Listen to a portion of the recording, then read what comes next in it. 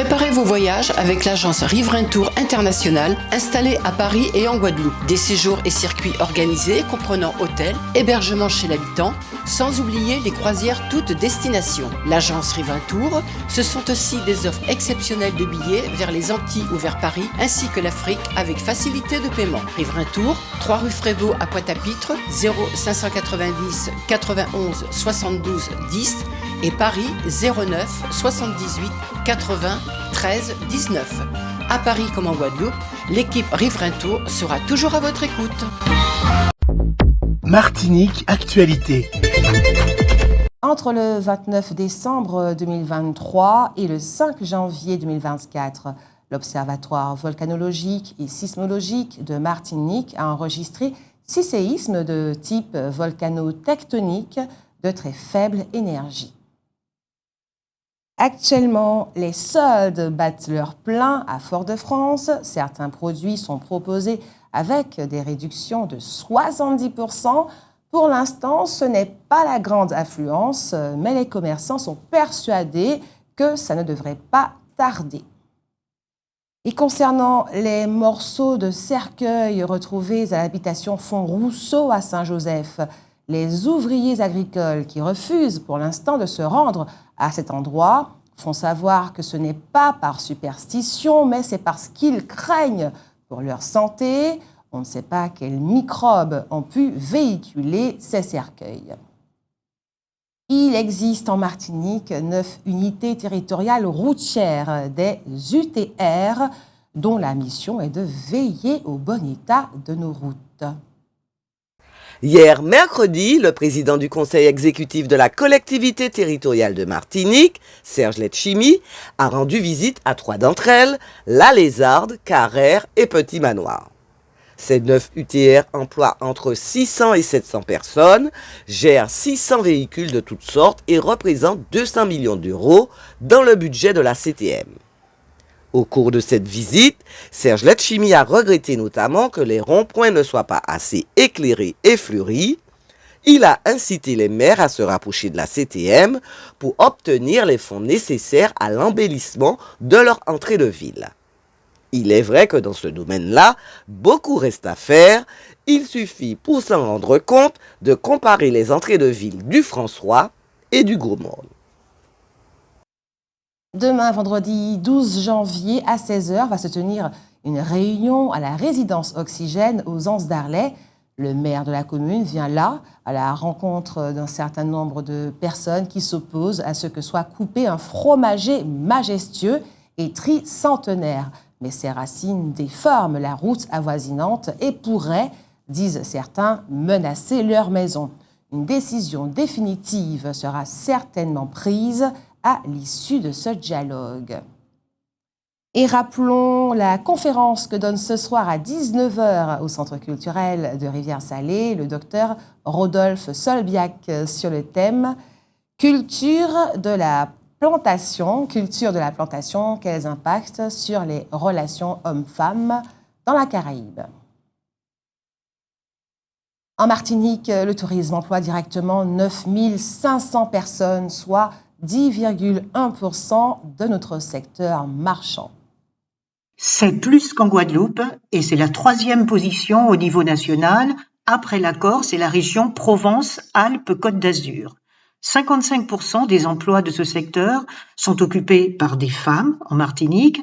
7 emplois sur 10 y sont à durée indéterminée. Le salaire moyen est de 12,2 € de l'heure, un montant qui place la Martinique parmi les régions de France qui paient le mieux les salariés du secteur touristique. En 4e position, précisément, mais il est vrai que le coût de la vie chez nous est particulièrement élevé. Ce niveau de rémunération s'explique aussi sans doute par la moyenne d'âge des salariés qui est de 52 ans dans le tourisme. Or, cela pose un problème de taille puisque les jeunes âgés de moins de 25 ans n'y occupent qu'un emploi sur 10. La relève n'est donc pas assurée malgré l'existence de nombreux centres de formation de qualité et de tout niveau. Notons pour finir que le tourisme ne représente malgré tout que 15% du produit intérieur brut de la Martinique.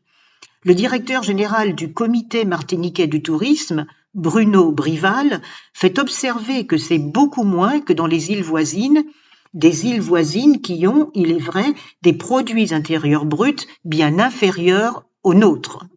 Dans le secteur du tourisme, un plan national sur 10 ans a été lancé. Il s'appelle Destination France. Son objectif est de reconquérir les talents, de renforcer la résilience du secteur et soutenir la montée en qualité de l'offre, de valoriser et développer les atouts touristiques, de répondre aux enjeux de transformation du secteur et enfin de promouvoir la destination. Une adaptation de ce plan à la Martinique sera mise en œuvre par un comité territorialisé. Et ce vendredi 12 janvier, un hommage sera rendu à Vincent Placoli, écrivain engagé de la décolonisation, à l'auditorium des archives de Martinique, aux morts de Tartançon à Fort-de-France. Forgé dans les imaginaires, les armes de la lutte contre l'oubli. Alors, parmi les intervenants, on compte Axel Arteron, Jean-Georges Chaly, Suzanne Dracius, Patrick Matelier-Guinlet, Marcelin Nadeau, Gilbert Pagot. Un cocktail de clôture. L'entrée est libre. Le relais de la flamme olympique va compter 69 sites. La flamme sera accompagnée par 24 personnes. Elle s'arrêtera notamment à La Réunion, en Polynésie française, à Petit-Bourg, en Guadeloupe, au Saint-Esprit, en Martinique. Pour pallier les insuffisances du ramassage des ordures de toutes sortes en Martinique, un certain nombre d'initiatives sont prises. Ainsi, l'opération Tribocaille va se dérouler de 6h à 13h ce vendredi 12 janvier sur le parking du plateau sportif de Pointe-Clinch au Robert et ce samedi 13 sur le parking du stade Léon Duchamp au Verpré. Sont acceptés piles, lampes, petits électroménagers, ordinateurs, fours, réfrigérateurs, machines à laver, déchets d'ameublement, vélos, sommiers, déchets métalliques, etc. L'élection de la mini-reine et de la reine-mère du carnaval diamantinois aura lieu demain, vendredi 12 janvier, à 19h au marché polyvalent. Le jury aura à choisir entre 2 candidates pour la mini-reine et 2 candidates pour la reine-mère, selon des critères bien définis. Cette manifestation sera ponctuée d'animations assurées par le ballet Tiffermasque et les majorettes diamantinoises, les étoiles du Rocher. Les bananes sont-elles bonnes pour la santé cardiaque? C'est, bien entendu, une question dont la réponse nous intéresse au plus haut point. Une étude a été menée sur un échantillon de 24 963 personnes âgées de 40 à 79 ans, dont 11 267 hommes et 13 696 femmes. Le panel a été suivi pendant 19 ans. Voilà ce qui a été constaté. Source de fibres alimentaires, la banane améliore le transit intestinal, les fibres augmentent le volume des selles et en modifient la consistance. Elle est donc utile au bon fonctionnement de l'intestin, évitant aussi bien constipation que diarrhée. Son effet antiacide naturel lui permet de soulager les brûlures d'estomac. Source de vitamine C, indispensable au corps, la banane contribue à renforcer le système immunitaire et à lutter contre les infections. Elle a également des propriétés antioxydantes, ce qui favorise la bonne santé de la peau, des os, des gencives et des dents. Elle accélère le processus de cicatrisation des plaies et augmente l'absorption du fer provenant des végétaux. Chargée en potassium, la banane participe à la régulation des battements cardiaques. Dès lors, en consommer beaucoup améliore la fonction cardiovasculaire et protège le cœur. Enfin, source de fer, elle permet de lutter contre l'anémie ferriprive, c'est-à-dire l'insuffisance de fer dans le corps. Ajoutons qu'en Martinique, on consomme beaucoup moins de bananes que dans la plupart des autres régions qui en produisent. Le colloque sur le Bumidum, organisé par le député guadeloupéen Olivier Servat, a rencontré un franc succès. Comme il fallait s'y attendre, des récits désolants d'échecs ont été faits, mais des récits de succès également. Hier, M. Noll écrivait « Mais maintenant que la productivité s'épuise et qu'un nouveau cycle doit normalement débuter, alors peut-on dans ces conditions dire que le concept d'évolution statutaire ou institutionnelle préfigure la déconstruction de la départementalisation ?»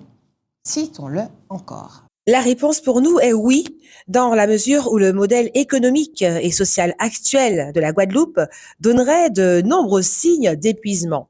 Ses performances seraient médiocres, notamment en termes de création d'emplois et de développement de la production, surtout lorsqu'on les compare à celles de pays émergents de taille comparable. Cela rendrait urgente sa redéfinition, voire son abandon, au profit d'un nouveau modèle de société. Désormais, certains économistes font état d'une société bloquée. La mise en crise du modèle économique et social de la Guadeloupe peut néanmoins être interprétée comme l'aboutissement d'une dynamique idéologique qui se cristallise vraiment au début des années 2000. Ce mouvement se caractérise par la remise en cause d'un État-providence jugé inadapté dans le nouveau contexte de la mondialisation et face à une crise économique devenue structurelle. En Guadeloupe, comme en France, la prétendue générosité du système social issu de l'après-guerre est pointée du doigt par divers acteurs et commentateurs comme un facteur important d'assistanat qui se trouve être l'une de ces sources majeures d'inefficacité économique et sociale, voire d'insécurité de la jeunesse. En effet, l'État-providence en Guadeloupe s'est développé dans le cadre d'une économie fermée. Son ébranlement actuel avec la crise inflationniste est un sous-produit du mouvement de démondialisation et des relents de protectionnisme et fermeture des frontières qui accentuent les effets délétères de vie chère. ONews Radio sur outremernews.fr.